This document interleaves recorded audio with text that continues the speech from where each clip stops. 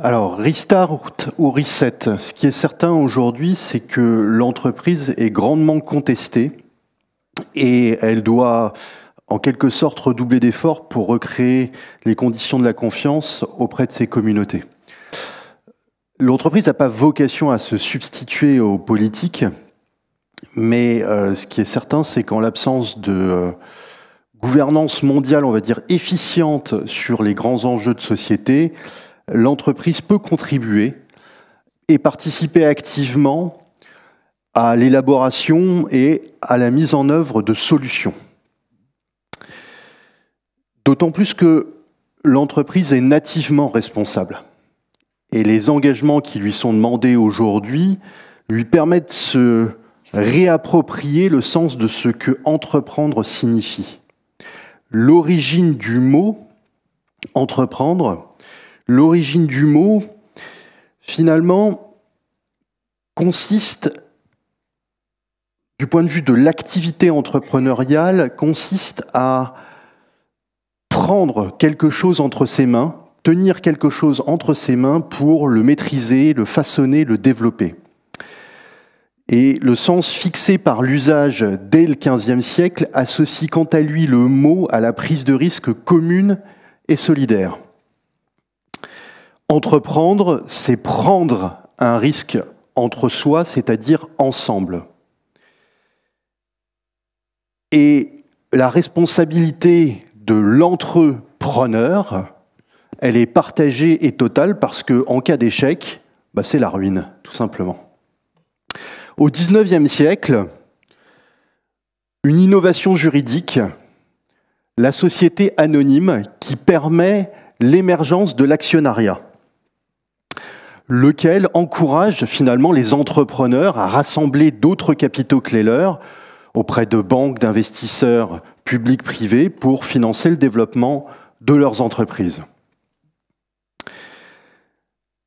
Cette capacité à injecter du capital dans les entreprises a permis un développement sans précédent. Mais cela a aussi distendu le rôle de l'actionnaire qui est devenu, au fil du temps, un investisseur. Et puisque il est devenu investisseur, quelque part la société, la structure juridique, la société anonyme a limité sa responsabilité. Il n'est plus responsable sur ses biens propres. Sa seule responsabilité, finalement, c'est son apport financier. Et mais en même temps, et c'est fondamental de le dire, c'est aussi cela, la société anonyme, qui a permis l'esprit d'entreprise, de libérer l'esprit d'entreprise. Et puisque l'investisseur n'est plus responsable sur ses biens propres, mais sur son apport financier, eh bien, il s'est passé quelque chose, la responsabilité s'est naturellement déplacée vers l'entreprise. En passant de la qualité totale à la gouvernance d'entreprise, pour arriver in fine à la responsabilité sociétale des entreprises, finalement, le nouveau statut de société à mission, à travers la loi Pacte, promulguée fin 2019, début 2020, eh bien, traduit bien ce transfert de responsabilité et répond grandement aux attentes des citoyens. Cela étant, on ne peut pas résumer une entreprise à son simple statut juridique. Une entreprise, ça va au-delà de son simple statut juridique. Une entreprise peut développer d'autres formes de capitaux que l'on obtient à travers la création collective, l'innovation, la production innovatrice, la culture des valeurs, la réinvention des organisations. Au-delà du capital financier, il faut surtout considérer le capital humain. Et quelque part, la raison d'être permet de considérer ce capital humain en réinjectant du sens dans l'entreprise pour mettre les organisations en mouvement. Et le mouvement suscite l'adhésion. Donc, en ce sens, ce nouveau statut, à travers sa raison d'être, répond grandement à mettre l'entreprise en mouvement dans un monde d'incertitude totale, volatile, complexe, où le brouillard est omniprésent. Et le rôle du dirigeant, eh bien, c'est d'éclairer la voie, même en l'absence de contraintes juridiques ou réglementaires. Donc la raison d'être est quelque chose d'absolument essentiel pour contribuer justement à mettre l'entreprise en mouvement, les organisations en mouvement. Il y a des fondamentaux à respecter pour déterminer une raison d'être qui soit de nature à inspirer le plus grand nombre. Le premier, il faut aller puiser dans les racines de la société. L'expérience du fondateur, en quelque sorte. Les racines, son ADN, ses origines.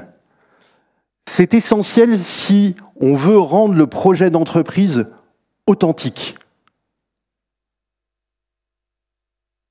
Concernant mon grand-père, en fait, a vécu une expérience à l'âge de 14 ans.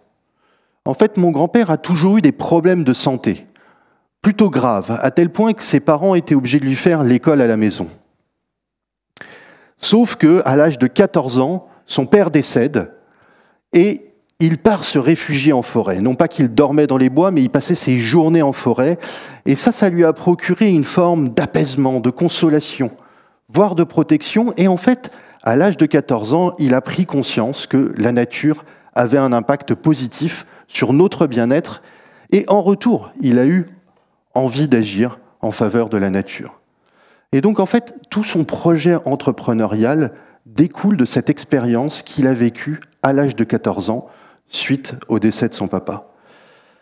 Donc, il faut aller puiser dans les racines de la société ou de l'entrepreneur pour rendre le projet authentique.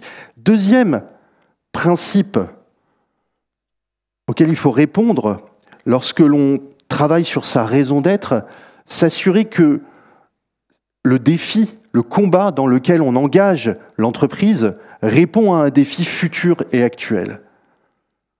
La nature, vouloir reconnecter les femmes, les hommes à la nature dans un monde de plus en plus urbanisé et cerné par la technologie, prend tout son sens.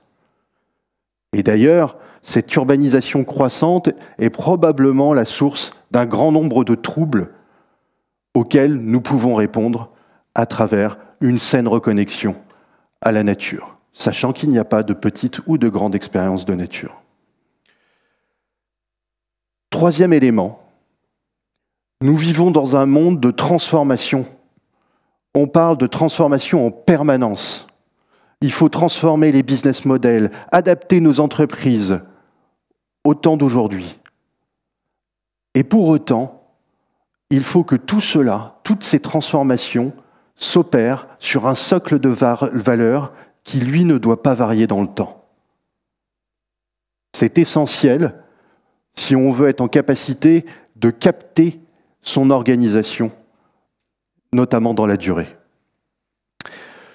Enfin, quatrième critère, qui est plus peut-être une petite, pas anecdote, mais probablement moins important que les trois premiers pour définir sa raison d'être. C'est un exercice en réalité, une fois qu'on a formalisé sa raison d'être.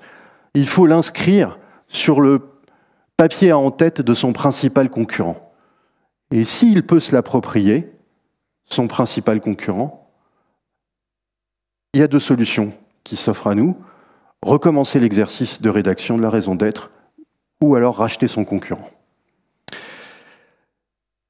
Ces quatre critères sont essentiels pour être en capacité de délivrer dans l'organisation une raison d'être qui va susciter de l'engagement, de la fierté d'appartenance et mettre l'organisation en mouvement.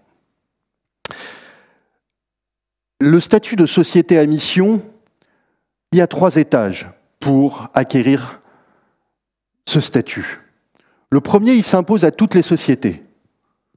C'est l'objet social élargi, qui prend en compte les sujets environnementaux et sociétaux et non plus seulement la performance économique. Le deuxième, c'est la raison d'être. Et c'est utile de s'interroger sur la raison d'être de son entreprise parce que, figurez-vous, que la raison d'être d'une entreprise, c'est une raison d'y être pour l'ensemble des collaboratrices et des collaborateurs de l'entreprise.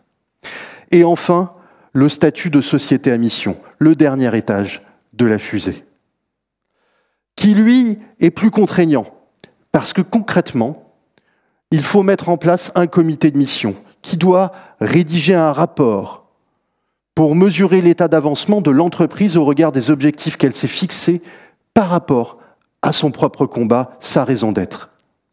Et tout cela doit être certifié par un organisme tiers indépendant. Mais c'est ce qui donne toute la légitimité de la démarche. Donc, pour résumer, je dirais qu'à travers la loi Pacte et le statut de société à mission, pour la première fois de son histoire, la culture d'entreprise vient de trouver un support juridique. Et que si la raison d'être, c'est du miel, le statut de société à mission, c'est de la gelée royale.